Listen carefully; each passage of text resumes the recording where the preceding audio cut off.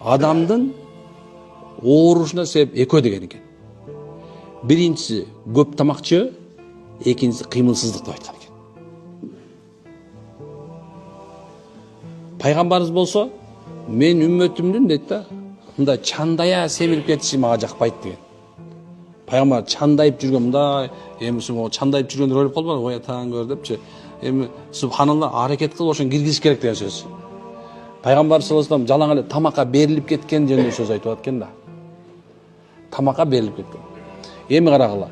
Бер жагына келгенде айтат экен, кыймылдуу, күчтүү мусулмандан иблис, шайтан өзү коркот экен. Кыймылдуудан коркот экен. Ошого өзүнүн балдарын киргизе албайт экен. Сыйкырчылар да киргизе албайт экен. Көрүп атасыңарбы? Кээ бир неттет көздөр болбойт экен даже.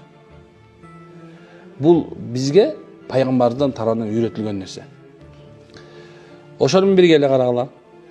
Кимде ким субханалла ден соолугуна бейгапарлык болгон болсо, бул ден соолук бул аманат болот. Ошол аманатты эгерде кимде ким карабаса, ошого кам көрбөсө, шариятта субханалла чоң күнөө көрлөр болбосо дагы күнөөнүн катарына кире турган иш кылган болот.